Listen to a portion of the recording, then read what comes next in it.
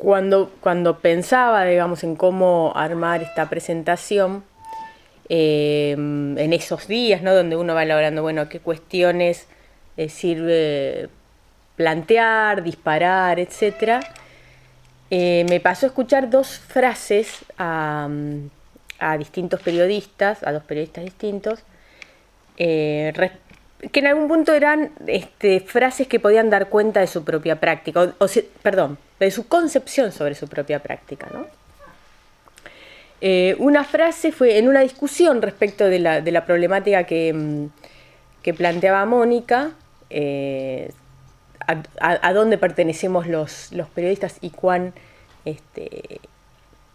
encorsetados somos respecto a nuestra postura ideológica, política, etc. Y en esa discusión, en la radio, una de las periodistas cierra la discusión diciendo: los periodistas no estamos de un lado del otro, decimos verdades, ¿no? Claro, cuando uno escucha estas cosas se queda como alerta. Es como cuando uno se fractura un brazo, ¿no? Entonces va por la calle y ve a todo el mundo con el brazo fracturado. O cuando una está embarazada y dice: ¿qué baby boom total? No, en realidad uno predispone la percepción a escuchar estas cosas. Y entonces pocos días, semanas después, estaba escuchando la radio y escucho a un periodista que estaba presentando su libro en una entrevista diciendo: en realidad este libro es lo que es porque los hechos están ahí, nosotros vamos, los buscamos y los recogemos. Y entonces esto me disparó recordar una frase que había escuchado a un alumno en una charla que habíamos hecho en Mendoza, que tiene que ver con esta primera dimensión que yo les mencionaba recién, ¿no? O sea, cuando uno hace un libro teórico, tiene una primera lectura, tanto en la elaboración como en la lectura posterior, que es una dimensión teórico-epistemológica, y tiene otra dimensión que es política, ¿no? Respecto a la dimensión teórica, la frase de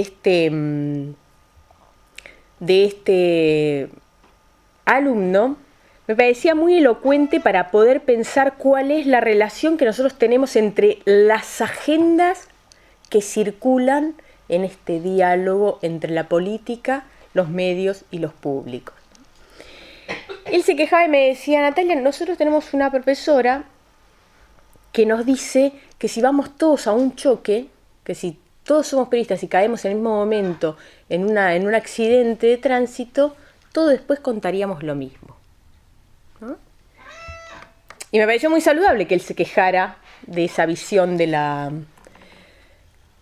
profesora. Y entonces, no tenemos ahora, pero yo me elegí un flor de choque de trenes, un flor de choque de trenes, no sé si lo llegan a ver, pero la pregunta que me hago es: si todos llegaran a ese choque en el mismo momento, en el mismo lugar, si todos pudieran ver esto y tuvieran después que ir a escribirlo y construyeran una agenda mediática con las prioridades respecto de ese acontecimiento, ¿contarían lo mismo? Están llegando, miren que les aseguro que llegaron todos en el minuto indicado, pero no escribirían lo mismo. Entonces, la pregunta es nuevamente: ¿los periodistas decimos verdades? Y la pregunta que le sigue es: ¿qué verdad se dice? ¿Cuál es la verdad y cuál es la realidad inmaculada que los periodistas reflejamos? Por mucha atención y buena voluntad que le prestemos a eso que estamos viendo. Entonces, me parece que esto en algún punto nos invita a no soslayar esta segunda dimensión, que es una dimensión política, para pensar el proceso de construcción de agenda. Cuando pensamos el proceso de construcción de agenda, estamos pensando en cómo se construye una agenda pública, social, a partir del diálogo de estos tres ámbitos, ¿no? Del ámbito político, mediático y público.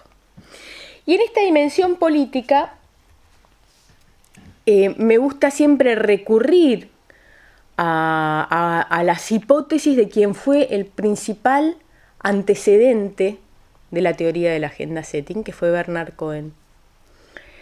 Y me gusta recurrir a eso porque Bernard Cohen decía, los medios participan activamente del proceso de toma de decisiones políticas. ¿Sí? Y eso me parece central. O sea, porque si nosotros pensamos que los medios participan del proceso de toma de decisiones políticas, tenemos que pensar en los medios como actores políticos. Y entonces tenemos que interesarnos en algo que excede la mera relación entre los medios y los públicos.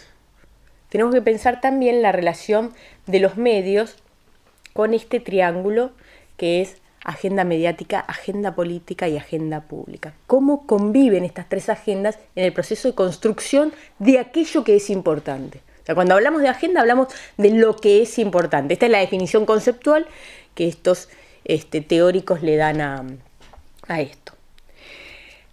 Cohen identifica tres tipos de actuaciones de los medios. En relación con el entorno, insisto, a mí no me gusta hablar de la realidad, no creo que haya una realidad inmaculada y externa al sujeto, ¿no? Entonces, me parece más apropiado hablar del entorno. Entonces, los medios en relación con el entorno son observadores, dice Cohen. La idea de observadores supone que tienen una capacidad limitada de abordaje de ese entorno con el cual se vinculan. Eso supone que hay algunos elementos que ingresan en su capacidad de percepción y otros quedan fuera. Y como consecuencia, algunos elementos ingresan a esa agenda y otros quedan fuera. En segunda instancia, los medios que no instalan agendas sobre una tabula rasa, sino que tienen necesariamente que establecer algún tipo de diálogo con el público, digamos, con lo que está ocurriendo en ese espacio que los medios merodean y rastrean. Los medios son además, dice Cohen, catalizadores, ¿sí? Catalizadores en el sentido de que logran reforzar aquellos temas que luego van a convertirse en las principales preocupaciones del público. Los medios no nos dicen qué pensar, decía Cohen en la década del 60, sino que nos dicen sobre qué pensar. Es decir, nos instalan aquellas preocupaciones sobre las cuales pensamos, discutimos y nos formamos una opinión. Dicho esto, en tercer término, los medios son participantes. Con este recorte, esta capacidad de observar un entorno limitado, o esta capacidad limitada de observar su entorno e instalar aquellos temas que son importantes, los medios establecen mapas políticos. Y estos mapas políticos se van a diferenciar de los mapas que puede hacer un cartógrafo. Cohen dice, América Latina para un cartógrafo es un territorio muy vasto, pero para los editores y periodistas estadounidenses, América Latina es un territorio diminuto, porque las problemáticas de América Latina tienen poca capacidad de ingreso a la agenda mediática. Eso los hace actores políticos. La capacidad de decidir, decidir no tan deliberadamente, no decidir atravesados por un montón de factores, pero esa actuación hace que formen mapas políticos. Y siempre volvemos al escenario que nos toca vivir en la Argentina, un escenario polarizado políticamente, que yo creo que no es privativo de la Argentina y creo que no es privativo de este momento. Lo que ocurre es que en este momento empezamos a preguntarnos sobre estas cuestiones. Ahora, como consecuencia de esta polarización política que se vive en distintos ámbitos, uno podría preguntarse en qué medida los medios propondrían agendas heterogéneas, propondrían una diversidad en la conformación de sus agendas.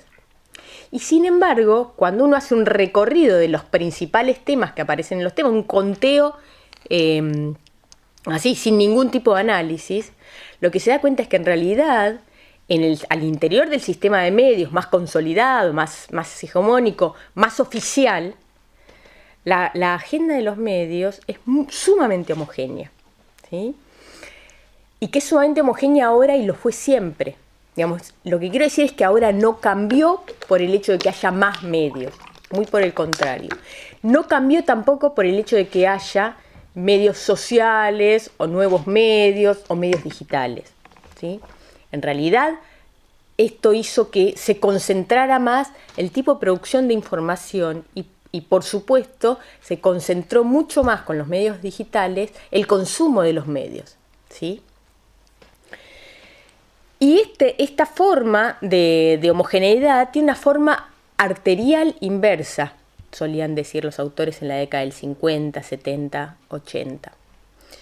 Arterial inversa porque así como el agua de los riachos deriva en un cauce más grande, en este caso la información que producen los grandes medios se va derivando en los medios más pequeños.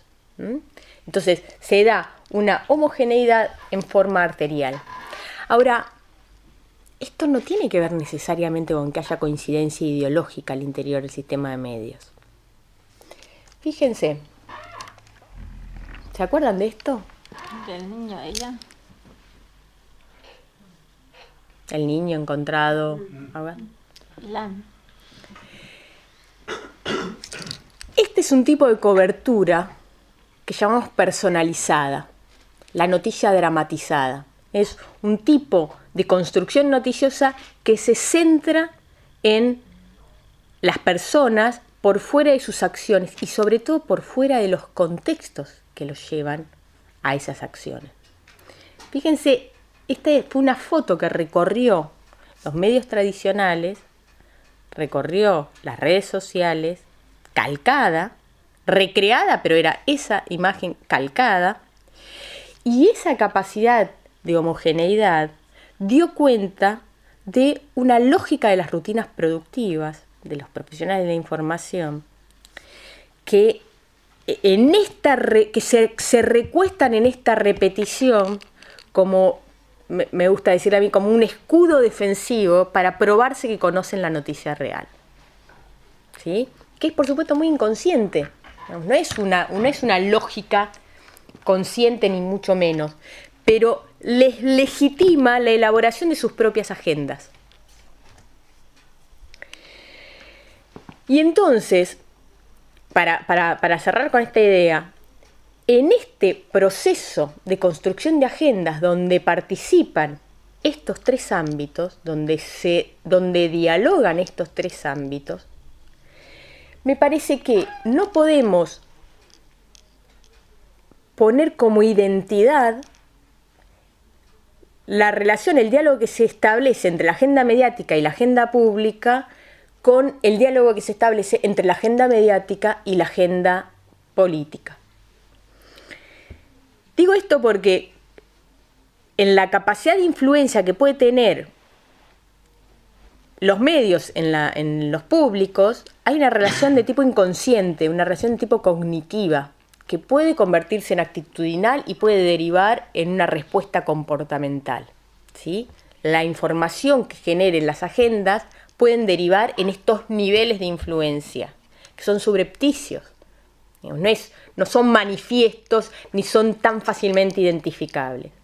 Ahora, el diálogo ciertamente simbiótico que se da entre la agenda mediática y la agenda política por disputar poder simbólico, se da a partir de una reflexión más estratégica, ¿sí? Digamos, hay allí un juego por ver quién captura el interés público, que es una lucha estratégica. Y termino con esto. Hoy a la mañana comentábamos la cuestión del debate presidencial, ¿no? Digamos, ¿qué había ocurrido durante el debate presidencial? Y lo planteábamos pensando cómo se daba, pensando dónde nos habíamos detenido a preguntarnos respecto de las consecuencias de ese debate. Y todas las opiniones se centraron en la disputa, en la discusión, en el debate, en las formas de la discusión que se había dado entre ambos candidatos. Pero nadie se preguntaba sobre el caparazón en el cual había quedado encuadrado y encorsetado ese debate. Y yo retomo esto porque me parece que los temas del debate fueron uno de los elementos más importantes de instalación de agenda. Pero lo fueron porque lograron que nosotros no nos preguntáramos sobre la construcción de esos temas. La creación de un tema, la definición de un tema, cómo surge el nombre que se le da a una preocupación, es coyuntural, tiene los rasgos de cómo se da la lucha por el poder en una coyuntura determinada. El nombre de esos temas es la cristalización de esa lucha, ¿sí? ¿Y cuándo logra instalarse un tema? Cuando nosotros pensamos que los títulos de esos temas y los subtemas que componen esos temas son meramente organizadores de un programa de televisión, ¿sí? Que eran organizadores para ir de un bloque al otro. Ahora fíjense, el último ítem, el último gran tema del último bloque, ni más ni menos, se llamaba fortalecimiento democrático. ¿Qué subtemas formaban parte de ese fortalecimiento democrático? Profesionalización de la administración pública. No sé si les suena, no sé si pueden hacer asociaciones con ese tema. Relación entre poderes, transparencia y controles, Argentina en el mundo. Es una plataforma política más que otra cosa. La plataforma política de Macri, ¿no? Claro, y además lo interesante, que yo se lo escuché decir así muy al pasar, en uno de los comentarios entre bloque y bloque, se lo escuché decir a un periodista, esta es la agenda de la oposición. Entonces, ¿cuándo ganó Macri? ¿Porque tuvo más templanza o porque se cabrió más Scioli? ¿O ganó porque logró instalar los temas de la campaña? Y logró hacernos creer que esa conformación de temas era neutral. Ahí es donde el poder de la agenda, pero el poder de la agenda del poder, la agenda del poder gana cuando logra hacernos internalizar un tema que lo vemos como neutral, como dado. Cuando naturalizamos eso, la agenda tuvo efecto. Eso, gracias. Bueno, nos dejó a todos pensando, ¿no? Me quedé pensando, bueno, esto que todos lo vivimos, ¿no? Porque creo que todos creímos que el debate era un debate entre dos personas, ¿no? Entre una, no la imposición de una agenda, ¿no? Porque como público la experiencia es esta, ¿no?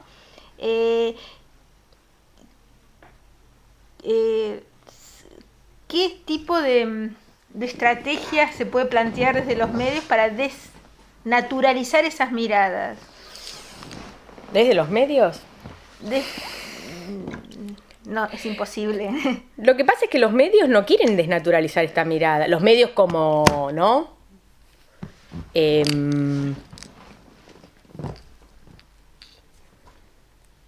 Tampoco quiere decir los medios son malos, los medios mienten, ¿no? No, pero yo digo cualquier periodista que trabaja en un medio y se propone hacer la revolución desde Sí, sin ir más lejos, el año pasado a nosotros, como integrantes de los medios acá de La Barría, nos tocó organizar debates entre los candidatos locales, ¿no? Salvando las distancias con lo que puede haber sido el presidencial. Y nos tocó, por ejemplo, yo hablo por la experiencia de la radio, plantear cuáles iban a ser los ejes del debate. Y bueno, y corrió mucha palabra ahí, ¿no? Porque, bueno, se ponía en juego todo lo que decía Natalia, es decir, bueno, ella, el hecho de nombrar un tema, ponerle un nombre, ¿no? Desde que puede ser, bueno, como ella decía, fortalecimiento democrático, bueno, ya ahí se está jugando algo. Inclusive hasta presiones de los candidatos para que no planteáramos ciertos ejes temáticos, ¿no? Estoy hablando de La Barría. Sí, a nivel nacional. Pero digo, entonces también ahí nosotros vivimos en carne propia que cómo era esto de plantear temas sin que nadie... ¿Quién proponía los temas? No, acá en Radio La Barría lo proponíamos el equipo de periodistas. Teníamos que proponer los ejes de los temas y los subtemas de los cuales iban a debatir los 4 candidatos. ¿Quién sabe quién armó, qué organización armó los temas del debate presidencial? Sí, Tiene Poder Ciudadano. nombre, pero... Argentina Debate. Argentina Debate. Y Argentina Debate de Borón, ¿no? De Atilio Borón. Ojalá. ¿Estaba Atilio Borón en eso? No, Atilio Borón no, ¿cómo se llama Bordón? El mendocino. También, bueno, Bordona formaba parte, pero uno de los creadores, a ver, esto igual lo digo como chimento y no quiero que se tome como análisis estructural porque lo estoy diciendo como chimento, aclaro. Es real. Pero uno de los creadores de la agenda del debate es funcionario de Larreta, Hernán Cherosky. Digo, nos tenemos que preguntar sobre las fuentes de creación de construcción de agendas. Pero no solamente pasa en el caso de los medios de comunicación. Como facultades sociales nosotros también empezamos a trabajar en la construcción de un debate, que después no se realizó.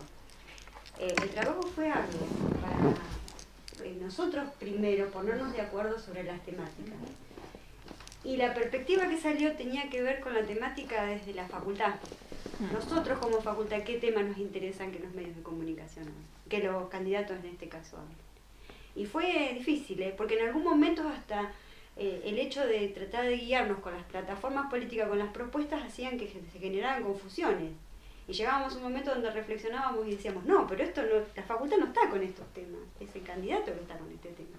Y había un fuerte debate. Juan fue integrante de esa mesa y no sé si Pablo también estaba, pero fue difícil. Claro, bueno, Eso yo nos llevó Un tiempo un largo. buen tiempo. muy en sintonía con lo que, claro, muy en sintonía con lo que vos estás diciendo, muy cerca del debate, yo decía, ¿a quiénes se invita? Porque presentaban los temas del debate como una agenda abierta, donde había habido mucha participación. Yo decía, ¿a quiénes propusieron participar? ¿Quiénes conformaron la agenda del fortalecimiento democrático? O sea, ¿a qué universidades llamaron? No hay allí ningún subtema ni ningún subtema que hable de acceso a la educación pública, que hable de acceso a determinados derechos. Entonces, ¿qué es el fortalecimiento? El fortalecimiento democrático me hacía pensar profundísimamente en lo que fueron las reformas del Estado de los 90. ¿No? O sea, se hablaba de eso, de fortalecimiento, agilidad, ¿se acuerdan? La agilidad de la gestión pública, era achicar eso, o sea, que sean ágiles. Anda en términos lingüísticos, fortalecimiento, que no es un concepto del sector político, si se quiere, es un concepto del sector empresarial. Uh-huh. A partir de ahí ya es suficiente, Claro. para visibilizar ese enunciado. Uh-huh, uh-huh. Entonces, y yo siempre estuve con ganas, pasa que bueno, siempre se cuelan nuevos y distintos proyectos, ¿no? Que copan el escenario, pero siempre estuve con ganas de hacer este análisis que sería muy simplificado, porque tiene que ser un análisis distinto con otras capas, pero un análisis simplificado sería ver en qué medida esos encuadres de fortalecimiento, de agilidad, que aparecía también en las problemáticas planteadas por los medios. De manera subrepticia, o sea, como encuadres, no como, bueno, el tema del fortalecimiento, no así tan directamente, pero a ver en qué cosas uno puede encontrar esos rasgos de percepción del entorno. ¿Dónde se perciben esos rasgos? ¿No? Bueno, el discurso sobre la corrupción va mucho en ese sentido. O sea, la transparencia, la gobernanza, ¿no? Son temáticas que tienen los mismos encuadres, tienen los mismos esquemas de percepción. Entonces, en ese punto, bueno, como para preguntárselo. Ahora, esos esquemas dan me preocupan los efectos de credibilidad, porque indudablemente tienen fuertes efectos. La gente, esto de la corrupción, no sé, veía lo de del lavado de dinero y verdaderamente se convirtió en sentido común esto. En nuestro país se lavan grandes sumas de dinero. Se convirtió cualquiera, o sea, digo, tienen efectos de credibilidad, de verdad. Mira, un poco lo decíamos hoy, los medios tienen muchísima capacidad de instalar agenda cuando se trata de temas que no tocan nuestra experiencia, ¿no? O sea, el tema de la corrupción es una construcción, o sea, plenamente una construcción. Te cuentan más o menos una anécdota y en esos temas que están más alejados de nuestra experiencia hay determinados criterios de noticiabilidad que son mucho más poderosos para generar noticias e influir en la opinión pública. La cuestión de la saga, la cuestión de contar una noticia en episodios, que es como que uno está esperando el episodio del día siguiente de la novela. ¿Ya se acuerdan? La novela se hace el suspenso. Bueno, la rosadita, todo esto está contado en saga. Incluso lo de los Panama Papers está contado como una saga, ¿no? Que le da un atractivo y que en algún punto alienta el espectáculo político respecto de la forma de relatar la información. Esto con la corrupción, que efectivamente es un tema que está muy alejado de nuestra experiencia y en tanto no nos centramos por los medios o por otros actores legitimados, no nos preocupa, no pasa a ser un tema de preocupación. En ese punto yo creo, y acá voy a parecer un poco provocadora, pero creo que lo propio ocurre con la cuestión de la inflación, ¿sí? Porque respecto a la cuestión de la inflación también hay una lucha por el poder simbólico, ¿no? ¿Quiénes son los actores legitimados para hablarnos de inflación? ¿Por qué digo esto? Porque una cosa es la suba de precios, que nosotros vayamos a la cosa y veamos que el pan sale 35 pesos, y otra cosa es la inflación. O sea, la inflación es un índice, como todo índice dice, es una construcción.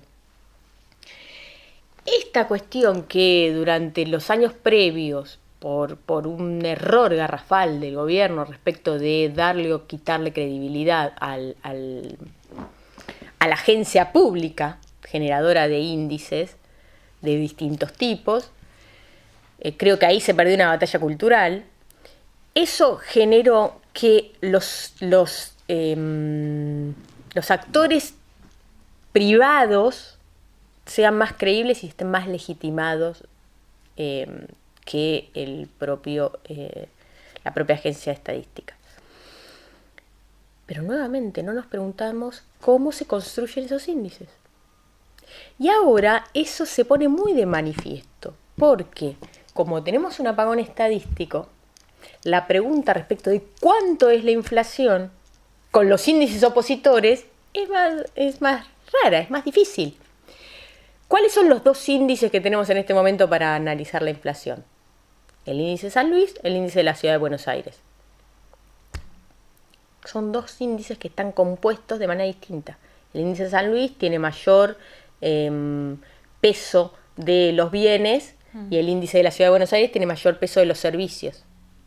Ahí es una composición. Entonces, el mes de abril, el índice de San Luis era mayor que el de la Ciudad de Buenos Aires. En el mes de junio, el índice de la Ciudad de Buenos Aires. ¿Cuál es la inflación de la Argentina?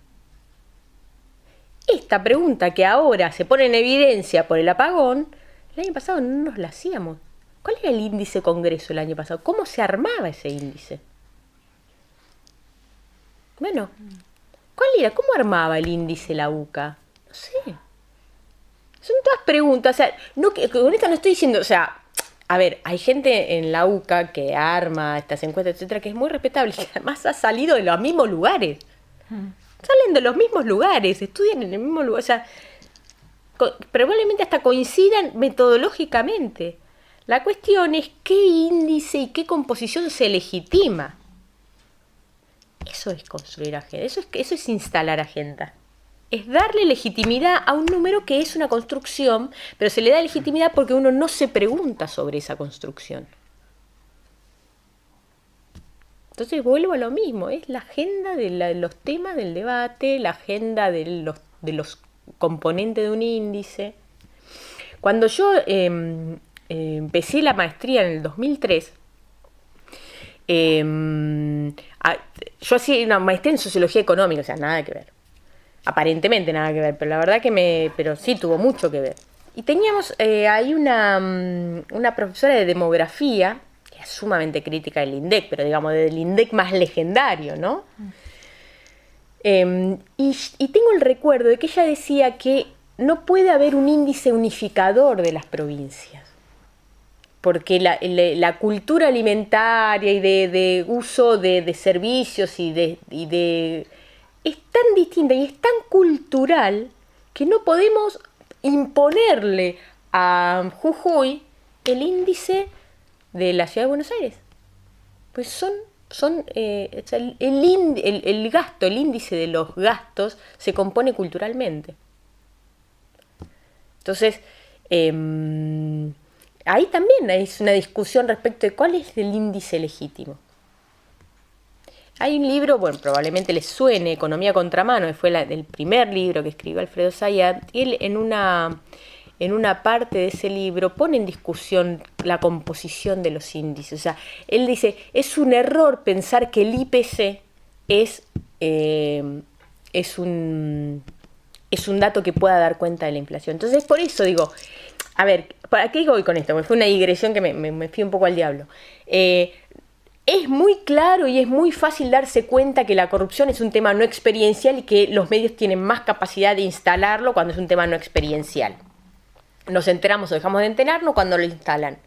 Ahora, la inflación es más peligroso, es más difícil y es más peligroso porque es también una construcción mediática, puede ser una construcción mediática, más allá de que toque nuestra experiencia. Lo que pasa es que como toca nuestra experiencia, es más difícil discutirle. Lo propio pasa con la inseguridad. La inseguridad, así como temas de inseguridad, son una construcción. Los delitos no son una construcción. Ahora, uno de los elementos para darnos cuenta de que la inseguridad es una construcción y que dentro de la inseguridad que es una construcción los medios son victimizadores indirectos, es la diferencia que hay entre la tasa de delitos y el índice del sentimiento de inseguridad, que duplica y a veces hasta triplica. Bueno, eso es una clara manifestación de por qué la inseguridad es considerada una construcción. Es considerada una construcción en general y además existe esto que se dice, una cosa es la victimización directa, es decir, la experiencia directa de un delito, y otra cosa es la victimización indirecta, es decir, cuando uno se entera de un delito. Allí el efecto que tiene en términos del sentimiento de inseguridad es mucho mayor. Y lo que dicen los investigadores, los analistas de estas cuestiones, es que el principal generador de victimización indirecta son los medios de comunicación. Al aumentar, al generar olas de violencia, ¿no? Al emparentar y armar sagas. Un delito genera la ola de otros delitos que aumentan el... Bien. Pero cuando discutimos esto nos quedamos así un poco perplejos, ¿no? ¿Y ahora qué hacemos? ¿Y ahora qué hacemos, no? La perplejidad que produce, ¿no? Este poder de los medios de instalar en la sociedad estas percepciones, ¿no? Pero también podemos tener la idea del poder de instalar un debate, el poder otras cuestiones, como hoy hablábamos, la posibilidad que tenían los nuevos medios de instalar la marcha Ni Una Menos, de aportar a los movimientos sociales una escena de visibilizarse. Uh-huh. Porque ha sido otro de los fenómenos de cómo los movimientos sociales han cobrado en la opinión pública visibilidad a través de los nuevos medios, ¿no? Sí. No siendo un optimismo... No, lo que pasa es que es un poco lo que discutíamos hoy, digamos, la información que circula en los nuevos medios, ¿de quién? Promovida por quiénes. O sea, porque si no es como pensar que yo me voy a enterar de la gran marcha que hubo en Olavarría por el Ni Una Menos. Pero probablemente no. Ayuda a que quienes están en la misma comunidad de las redes consoliden esas ideas. No es que si yo no lo veo en Clarín me voy a enterar por las redes de los habitantes de Olavarría. Parece medio intrincado lo que estoy diciendo y lleno de pesimismo, pero honestamente es complejo analizar los nuevos medios. Lo que no podemos es, porque incluso la otra cuestión que uno tiene que preguntarse es qué significa la interactividad en los nuevos medios, qué significa la participación en los nuevos medios. O sea, la participación es una apuesta, la participación en la comunicación es una apuesta política, no tecnológica. O sea, el hecho de que existan nuevos medios no me asegura a mí esa participación en términos de acceso. O sea, no me asegura que la gente se entere de lo que a mí me está ocurriendo. Recuerdo el caso de Marita Verón, de la mamá, cómo con el Twitter ella fue construyendo toda una red de relaciones y se convirtió en un actor político. Claro, pero no solamente por el Twitter. Ella hizo relaciones políticas profundas. La aplaudo, ¿eh? Sí, sí. Pero digamos, tuvo que vincularse. Causa que por ahí no era una causa nacional, la convirtió en... Claro, pero tuvo que vincularse políticamente para eso. O sea, no solo por el Twitter, no es que nos fue convenciendo puerta por puerta, el Twitter es como si dijéramos, fue puerta por puerta y entregó un volante para convencer, no logró eso a partir de las redes, lo logró a partir de su actuación política también por fuera de las redes. También por fuera de las redes. Y ni una menos tampoco fue un producto de las redes. También se instaló políticamente. Pero se instaló político, es como cuando discutíamos lo de la ley de medios. O sea, lo de la ley de medios se instala políticamente porque es tomada por el poder, es recogida por el poder político después de 10 años o de 6 años de discusión en las organizaciones sociales. De discusión. O sea, la coalición logra 21 puntos que los toma el poder político en una coyuntura de oportunidad política. Y entonces ahí, como el poder político, o sea, como la agenda política se suma a la batalla por instalar eso, es ahí donde se logra instalar culturalmente la preocupación y el rol social de los medios de comunicación. Y desbarata, como dice Martín, la inmaculada concepción del rol de los medios. ¿No? O sea, ahí había antes una concepción inmaculada de los medios de esto, de la independencia, el reflejo de la realidad, de la despolitización de los medios, de que los medios no hacen política. Bueno, en términos de batalla cultural, yo creo que, si bien no fue absolutamente generalizada, sí empezó a instalar esta preocupación de que la gente empiece a preguntarse quiénes son las fuentes de información. Ahora, nuevamente, el poder político, fíjate cómo logró barrer de un plumazo, sin capacidad de resistencia plena, lo batallado durante muchos años, sumamente consensuado, que parecía súper legitimado, que parecía, bueno, evidentemente, no estaba tan consolidado, porque sí, se fue tan rápido. Un decreto fue. Un decreto que después fue consensuado parlamentariamente. Digamos, ese decreto después en el nivel parlamentario se ratificó. O sea que ni siquiera a nivel legislativo eso se logró revertir. Con lo cual, por eso digo que las instalaciones de los temas no es, o sea, es las instalaciones de las políticas y las instalaciones de los temas no pueden estar despegados de los momentos políticos y de la lucha simbólica.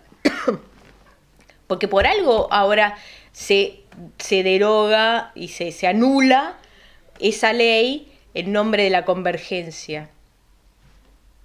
O sea, algo pasó que nosotros nos tenemos que preguntar también qué pasó. Nosotros como académicos, como profesionales de los medios, ¿qué pasó? ¿Qué pasó que tantos años logró instalarse algo y después, bueno, yo no vengo a dar ninguna receta acá, no hago curso de coaching, no sé de qué se trata concretamente, pero ya los aborrezco antes con el nombre, pero lo que digo es, algo ahí, no sé, yo también me lo planteo como pregunta y a mí también me genera como cierta desolación este nuevo escenario. Creo, por otro lado, que lo que genera a veces estos escenarios más desoladores es reiniciar una actividad que tal vez se nos había aplacado, ¿no? O sea, yo me estoy sintiendo nuevamente convocada por colegas para reiniciar proyectos. Bueno, parece que es eso, digamos, lo que nos falta es mantenernos en movimiento. Sí. No, dos cositas, nada más que el placer de estar con alguien que tiene un análisis crítico, una mirada crítica, hace que uno también vaya teniendo una mirada crítica de la realidad y de las cosas. A mí me ha asombrado en el último tiempo la instalación del tema sinceramiento de la economía. Por oposición antes no había sinceridad en la economía, pero que además en el tema del tarifazo, el sinceramiento de la economía, aparezca como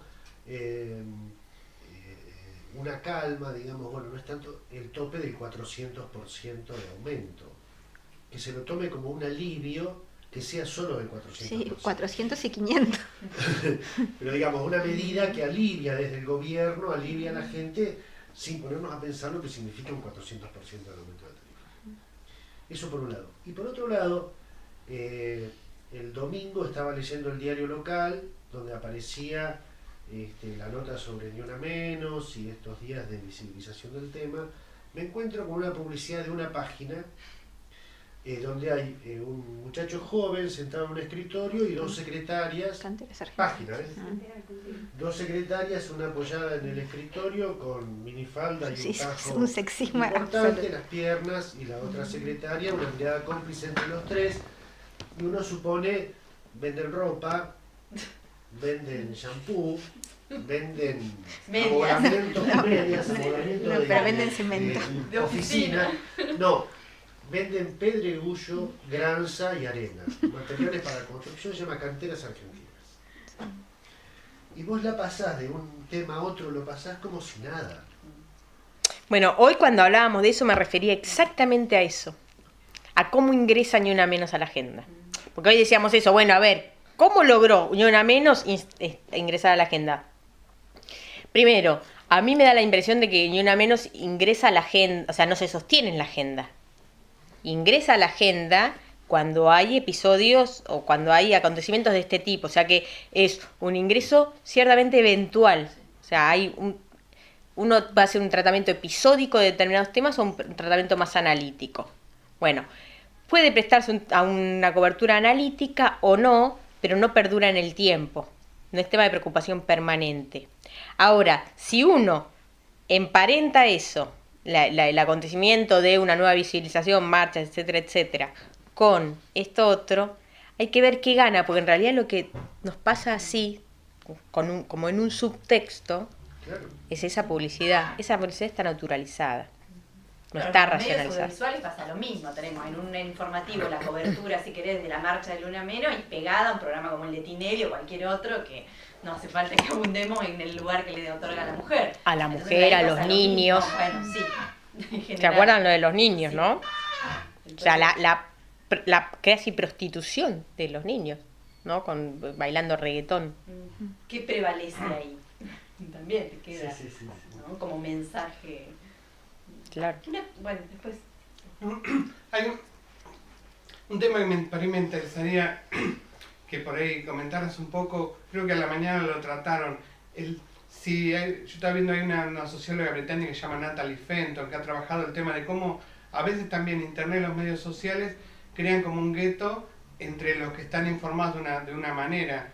Si por ahí también no puede ser que entre las redes sociales se hagan como agendas específicas en las cuales uno o algunos están como viviendo en una realidad aparte, ¿no? Más allá de Fenton, hay un libro que editó Capital Intelectual de Ernesto Calvo, se llama Anatomía Política de Twitter en la Argentina. Yo es un texto que recomiendo muchísimo porque además está escrito que habla de eso, digamos, que lo que plantea es que las redes son cámaras de eco, donde lo que pasa es que se arman comunidades de la misma forma que se arman los barrios. Él decía, esto es como en Estados Unidos, que se arman los barrios, que o sea, la gente se va mudando a los barrios donde se piensa como uno, ¿no? Se arman comunidades ciertamente cerradas. Bueno, en las redes se arman comunidades cerradas, porque hoy a la mañana nos preguntábamos si había o no censura en las redes sociales. En realidad, la censura en las redes sociales es también muy difícil de visualizar, porque como las redes sociales, las coincidencias en los mensajes que surgen... El algoritmo por ahí de la red. Claro, las coincidencias de los mensajes forman parte de algoritmos. Esos algoritmos hacen que confluyan mensajes que son similares, o que vos te encuentres con aquellas cuentas que más has retuiteado, o que les diste likes, o también se arman algoritmos a partir de los perfiles que vos construís en tu ingreso a las redes y a cualquier tipo de... Entonces, eso hace que en última instancia, por eso al principio decía, no es que si acá tuitean sobre Ni Una al Menos en Olavarría, yo me voy a enterar. Porque lo que pasa es que se arman comunidades cerradas, y las comunidades no dialogan entre sí. Y lo que es muy interesante el trabajo de Calvo es que él muestra, lo que muestra es cómo las redes confirman la polarización política que se da en los medios y que se da en las sociedades, que eso se reproduce en las redes. Él hizo en Argentina, hizo ese análisis con la red Nisman, tuiteando a Nisman, o sea, el libro es sobre la red Nisman. Recientemente lo analizó en el caso de Dilma, lo analizó también en el caso de Bachelet, lo analizó en el caso durante el balotaje, o no, durante las elecciones, analizó lo de las inundaciones en Buenos Aires, digamos, cómo se iban armando comunidades y una polarización muy clara, donde los actores más poderosos, digamos, que tenían ya un poder y una consolidación social previa, se consolidaban más en las redes. Entonces, tenías de un lado y en las zonas más concentradas una Carrió, un Clarín, un La Nata, y del otro lado tenías un Scioli, Cristina, Página 12, Tiempo Argentina, digamos, cómo se iban distribuyendo. Y las personas que hablaban de esas cuestiones para un lado y para el otro se iban distribuyendo alrededor de esos cosas. Ahora, ¿por qué decíamos al principio que hay mayor concentración a nivel digital? Porque los que concentran la mayor permanencia, los que son muy pocos las cuentas que concentran la mayor cantidad de mensajes que se circulan. Entonces, ¿se entiende cómo lo dije? Digamos, no todos los mensajes tienen la misma capacidad de circular y de estar y que se vean, sino que son unos pocos de actores muy poderosos aquellos mensajes que más... De hecho, no sé si ustedes tienen una app de Twitter en sus celulares, siempre les llegan las tendencias. Y yo me voy dando cuenta que las tendencias que me llegan son siempre los mismos. Primero que son siempre los mismos. Después me voy dando cuenta que aquellos que me ponen me gusta en mi Facebook son siempre los mismos. O sea, son mis amigos siempre son los mismos amigos. Entonces, la hipótesis que plantean estos autores es que las redes no se tocan, no dialogan. Se arman redes solas, se arman comunidades polarizadas. Entonces, lo que hace la red social es, en lugar de hacer un flujo democrático de la información, es armar algoritmos, claro, de comunidades cerradas. El problema es cuando esa agenda se solapa por ahí a la agenda, no sé cómo explicarlo, real de... Quien vive demasiado por ahí en las redes sociales tiende a pensar que esa agenda es la agenda de su vida.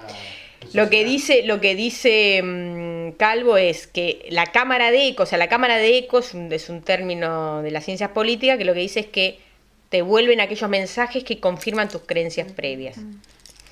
Lo que dice es que la eficacia de la cámara de eco es hacernos pensar que lo que está circulando en nuestra comunidad, en nuestra red, es la palabra generalizada. Entonces nosotros nos sentimos representados y sentimos que formamos parte del gran consenso y en realidad formamos parte del consenso de nuestra comunidad. Ese es el engaño, esa es la eficacia de la capacidad de instalar agenda de las redes, de las comunidades. Los algoritmos y las comunidades. Y el algoritmo, ese se los recomiendo mucho porque está muy accesible. Hay un artículo que escribió Ernesto en Anfibia que se llama La grieta es el algoritmo. Y que habla de la época de las elecciones. Sería que algunos políticos supieran eso porque contratan a mucha gente. Lo saben. O sea, lo saben y los políticos trabajan para eso.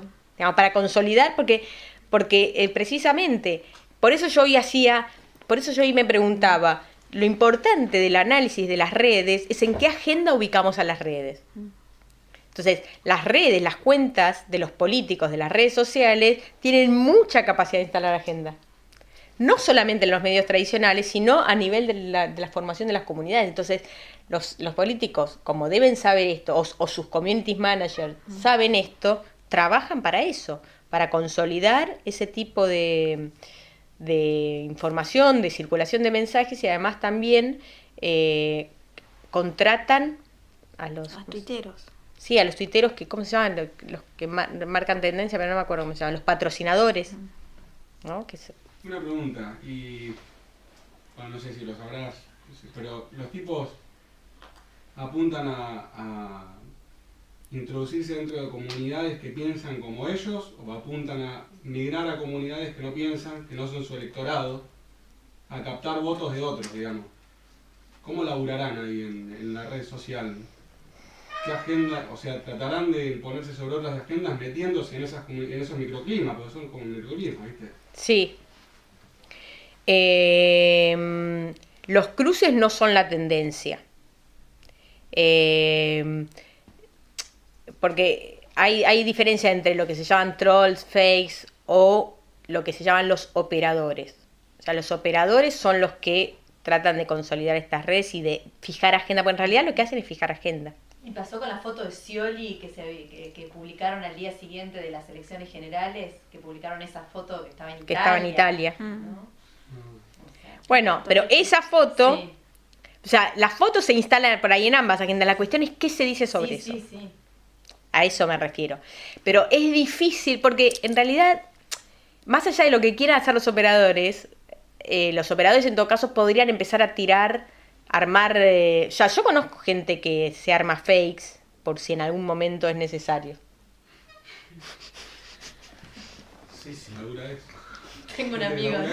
Claro, ¿viste, no? Arman fakes y a veces hasta se los contrata para eso, porque armaron fakes y se pueden meter a hacer quilombo en otras redes.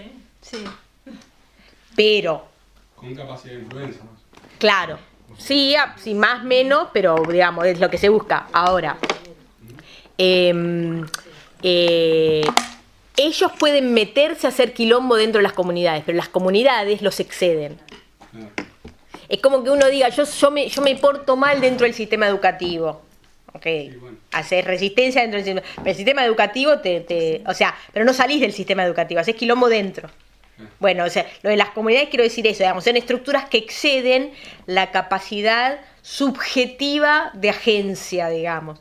Son constreñidores, no sé si estoy inventando la palabra, estructural. O sea, en el caso de las redes, para mí, es mucho más poderosa la estructura que el poder de agencia que se tiene al interior de la estructura.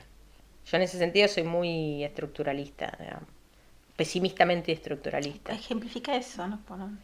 Claro, digamos que, digo, sí, yo no soy igual experta en redes, ¿no? Pero cuando digo, vos te armás un fake, te armás una identidad falsa y empezás a escribir cosas por ahí en contra de lo que vos pensás. Y entonces por ahí te vas ingresando a la otra comunidad. Estoy haciendo una elucubración en voz alta. Ahora, el hecho de que se formen comunidades y que esas comunidades no dialoguen, eso te excede tu capacidad de filtrarte. O sea, vos podés filtrarte, pero las comunidades se arman estructuralmente, se arman por algoritmos, son los algoritmos son estructuras matemáticas que a vos te exceden. Eso es lo que quiero. ¿Se entiende eso? Sí, sí, sí. De todos modos, en el periodista es donde pueden confluir las distintas opiniones de las distintas comunidades, porque tratan de operar sobre el periodista. Entonces, en nuestro Face hay versiones de los dos lados, digamos. Y en esta polarización se vio en el último tiempo que íbamos teniendo opiniones de los dos lados. Y eso le permite al periodista tener más o menos idea de qué se está manejando en cada comunidad y no entrar en lo que hablábamos hoy de ese microclima. Claro, claro. Mira, qué sé yo, por ejemplo, yo me imagino que Jorge Lanata debe tener sus fakes para pispear y hacer un poco de inteligencia. Ahora, Jorge Lanata aparece en el mismísimo centro de lo que antes era la red de la oposición. Que esa red de la oposición era la misma red en Nisman, la misma red en las elecciones. O sea, los actores de poder coincidían y los mensajes coincidían. Eso es lo que quiero, lo que quiero decir. Pero eso que se tiende a reproducir, esa estructura, porque en última instancia es una estructura de reproducción mecánica casi. Claro, claro. Mecánica que no es mecánica, es política. Es política, es política, el algoritmo es político. Hay un libro de Natalia Suazo, se llama Guerras de Internet. Bueno, ella tiene el capítulo 5, dice, toda la red es política. Ese es el título del capítulo 5. O sea, y ella dice, cuidado con la creencia en la neutralidad de la red. Cuidado con eso. O la capacidad de construir debates. Es que mucha gente cree que la red construye debates y en realidad no construye debates. No construye debates. Nos tira una cámara de eco. Lo que pasa es que te engañan pensando que vos participás, que sos protagonista. Claro, por eso yo hoy decía, Y si no cuida. estás afuera de algo que no podés estar afuera. Claro, yo de todas formas, o sea, creo que cosas se pueden hacer. Se puede tener una participación en la agenda de la red. Una participación que tiene las limitaciones de lo individual frente a lo estructural o frente al poder. Pero se puede tener una participación, pero no hay que ser ingenuos respecto a eso. O sea, lo que digo es, esa participación, ese involucramiento, todo eso,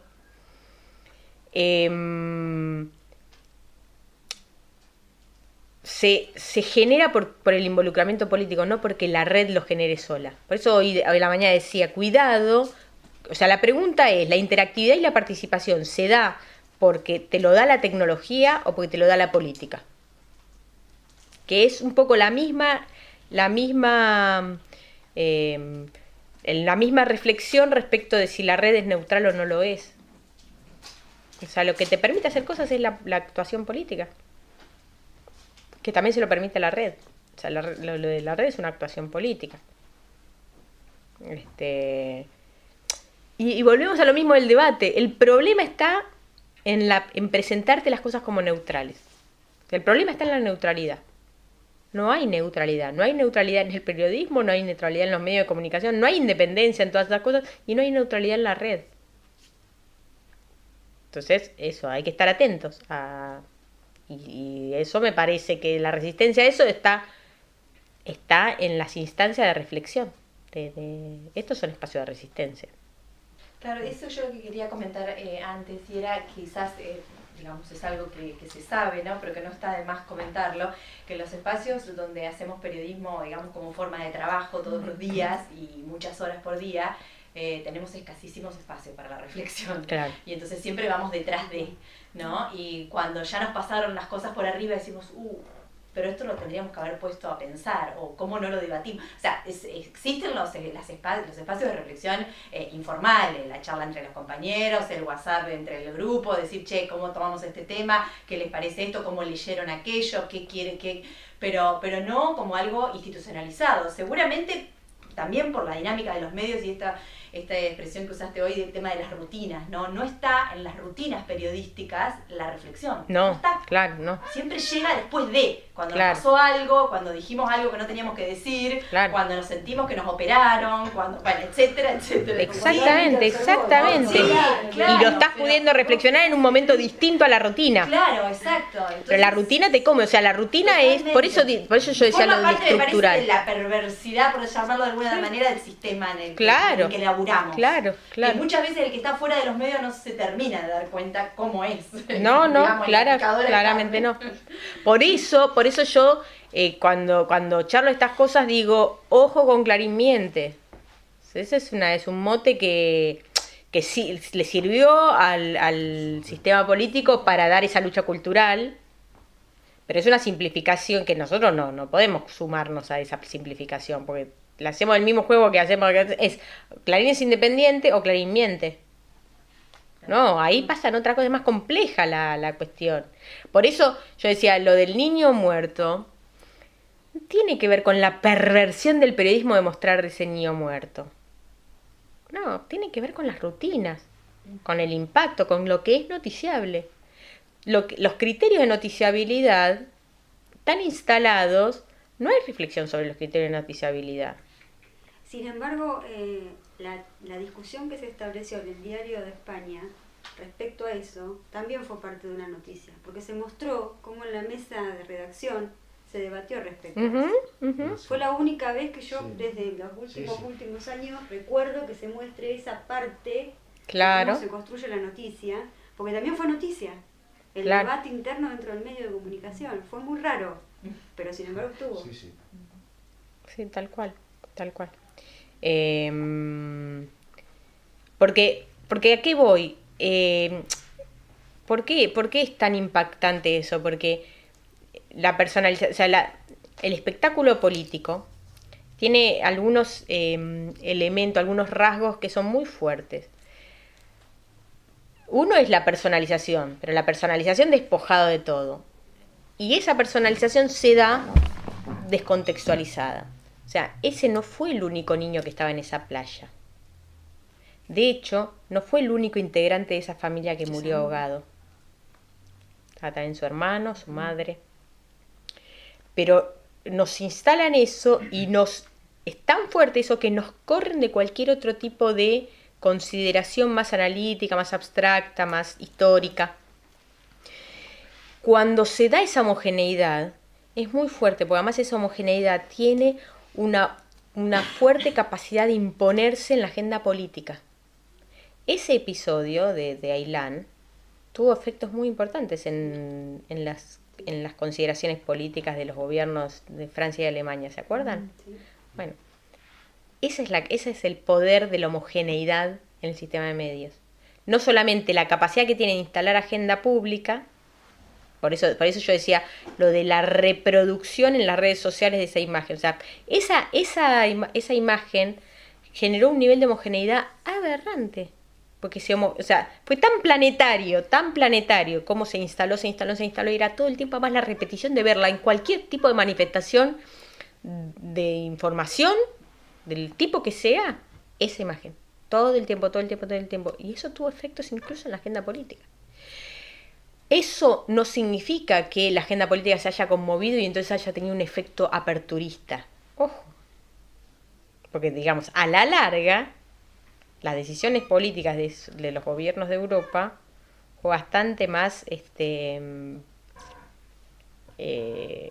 derecha, ¿no? Bastante más ortodoxa, bastante más expulsiva. Pero esa imagen fue ciertamente un punto de inflexión respecto de por lo menos darle visibilidad a cierta revista, no revisión, a cierta puesta en debate nuevamente de esas cosas, me parece, humildemente. Ahora, yo coincido con esto que vos decís de las rutinas. Las rutinas Por eso es que a mí no me gusta. Por eso es que yo decía lo de los periodistas decimos verdades o los hechos están ahí nosotros. ¿Cuál es el problema de los periodistas decimos verdades? Que se le da un lugar a la dimensión volitiva, digamos, se le da un lugar a la voluntad que es peligrosísimo, porque entonces somos buenos o somos malos. Son el cuarto poder. No, no excede. O sea, el poder es siempre el mismo. Los medios son otra manifestación del poder, pero el poder es siempre el mismo. Ahora, me parece importante esto que vos traes de las rutinas, porque pensar en las rutinas es pensar en términos estructurales. Pensar en periodistas buenos y malos, que decimos la verdad, somos independientes o somos militantes, es pensar en una dimensión subjetiva que es peligrosa. Porque no se actúa así. O sea, los periodistas no actúan subjetivamente. O por lo menos no actúan subjetivamente despojado de cualquier condicionamiento institucional. Una preguntita. Hoy al principio mencionabas este triángulo entre la agenda pública, la agenda política y la agenda mediática. Y medio como que la agenda pública se me desdibuja, digamos.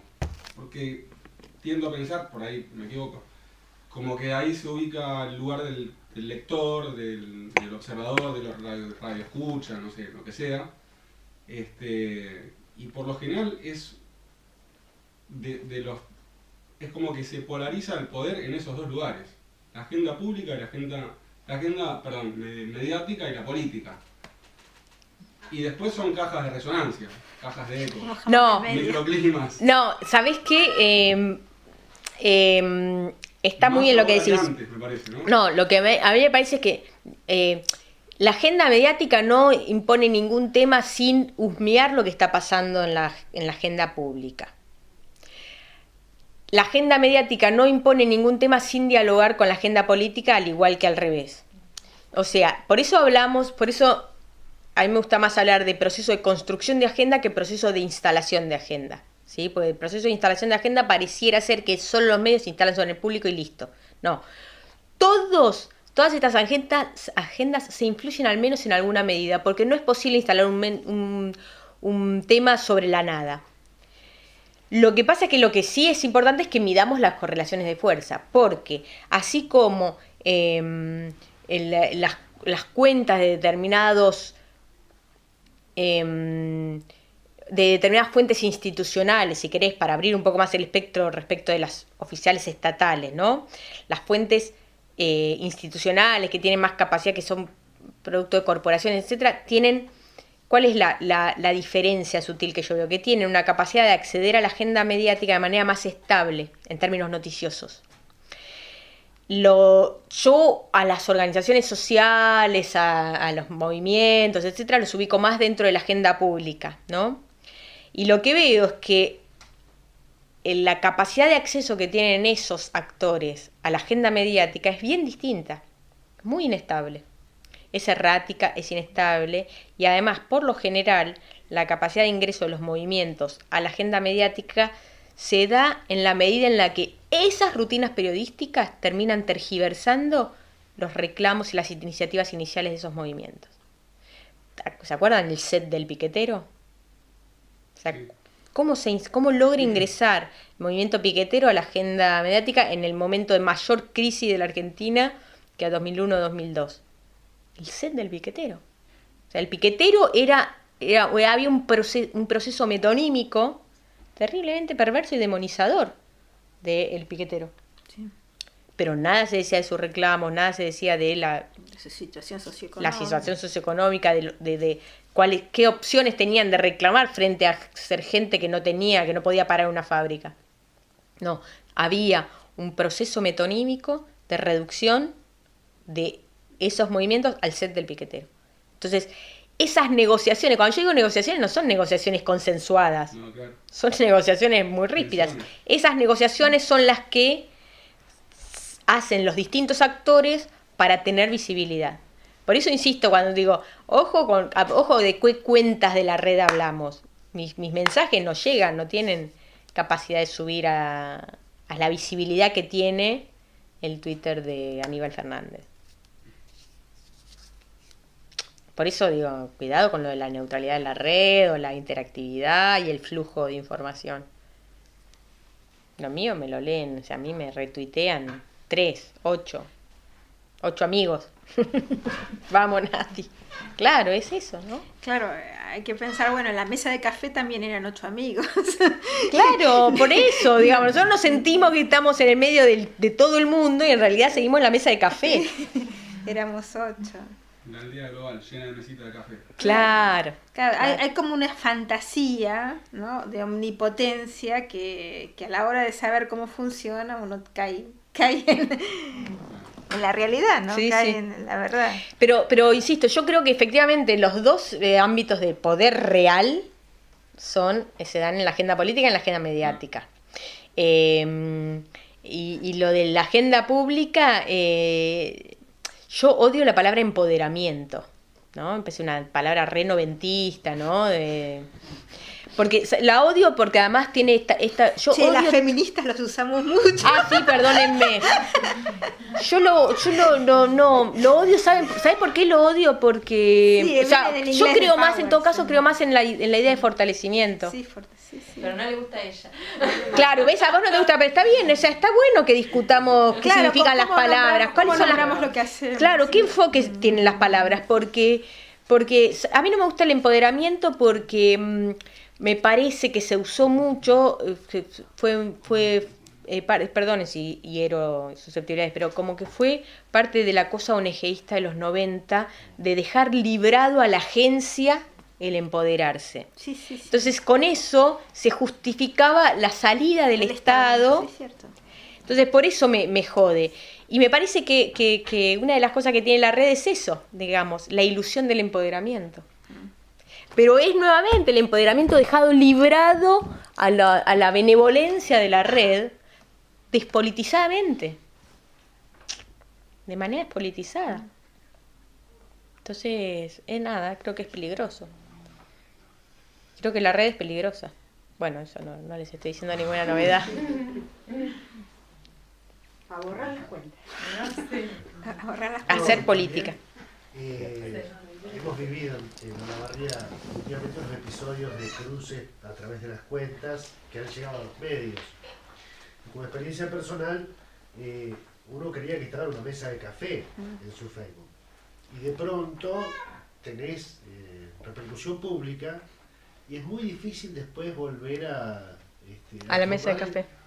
A la mesa de café, porque este empoderamiento, digamos, aquello que de pronto significa una resonancia pública de tu cuestión, si se quiere, íntima, que es una cuenta. Después te cuesta mucho poner algo porque cada cosa que pones es mirada de manera Totalmente. terrible. ¿Qué episodio comentaron de los periodistas amenazados? Eso me lo perdí. La semana pasada ibas a ver una sesión de consejo para discutir sobre el debate sobre el boleto estudiantil. El boleto estudiantil fue derogado por ordenanza Derogado por el Ejecutivo. por el Ejecutivo. Vetado. Vetado por el Ejecutivo, estoy contándolo mal. Entonces, los propietarios de los transportes que están en contra del boleto estudiantil se presentaron al Consejo para levantar la sesión. Había estudiantes, había periodistas y hubo un enfrentamiento donde los periodistas fueron amenazados para no intervenir, no entrar a la sesión. O sea, Los lo que choferes, la UTA, en connivencia con los propietarios, digamos, una sola cosa, como en otros lugares, acá también, para impedir la sesión, y sí, bloquearon las puertas y hubo... Y en ausencia de las fuerzas públicas también. Claro, No había una un zona solo liberada. policía. Una zona Ahí se liberada. armaba un quilombo y Sí. que sea lo que Dios quiera, no sé, bueno. Y los periodistas que... Quedaron en el medio. quedaron en el medio y además ¿Pero quedaron en el medio en qué sentido? Y sufrieron presiones intimidatorias por parte de sindicalistas Para no publicar. Guarda, no publiques esto. Había Sí. chicos de esta radio que estaban transmitiendo en vivo y le explotaban los petardos en las patas.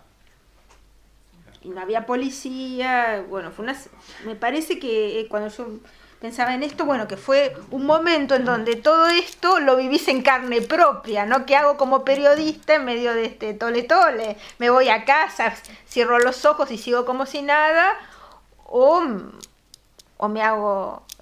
O mi molo. O mi molo estilo Walsh, ¿no? Porque, claro. Tenemos ese modelo.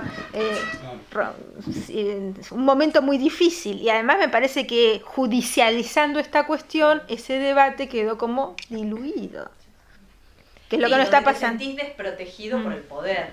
Claro, hoy otro de los temas que salió que me parecía que era muy interesante, esta cuestión, hasta dónde la agenda judicial está entrando a jugar para que determinados temas se visibilicen o no se visibilicen. Y salgan de la arena política. Salgan de la arena política, que es una discusión muy política. Era una sí. discusión muy política esa. Es una estrategia generalizada, llevar todo para el lado de la justicia. Claro, y que resuelva la justicia. Bueno, sabemos que la justicia tiene otros tiempos muy distintos, que es un poder que está muy en... ¿Y quién accede aparte de lo que pasa en la justicia justicia en como términos las de redes. información? La justicia, como las redes, no es ingenua y es muy política. Sí, Es muy pero política. Sí, además- bueno, hoy a la mañana hablábamos de eso, de cómo la actuación política de la Porque justicia, le digamos. atribuimos a la justicia esta cuestión de... Limbo, sí.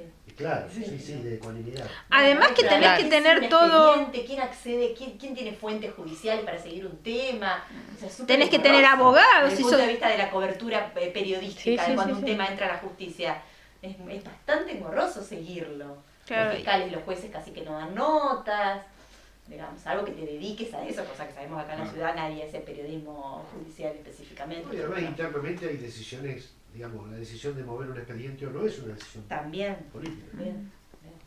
Claro, o sea, hoy decíamos eso, la justicia son actores políticos. Como hay una agenda ahí que está de nuevo funcionando como un actor que está en la agenda, que está volviéndose en nuestro país judicializándose, casi todos los temas se están judicializando, ¿no? Y temas, y además otra cosa que tiene la justicia, que vos necesitas tener abogados, necesitas económicamente poder pagarles abogados, necesitas ahí todos unos tecnicismos que no son del ciudadano común. Ahí el ciudadano común queda fuera. En cambio, en la agenda política, el ciudadano común puede ir al consejo, manifestarse, llevar su cartelito y decir, bueno, lo que estás haciendo no me gusta, aunque no tenga impacto. Digo, que la justicia nos deja a los ciudadanos comunes casi con muy poca posibilidad de participación.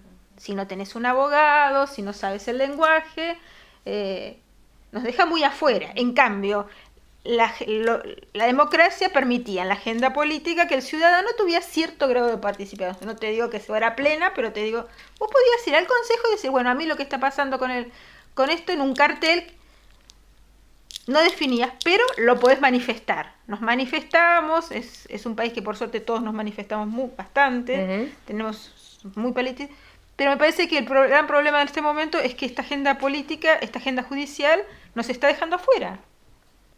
Nos está dejando afuera porque democráticamente no tenemos elementos como para participar ahí.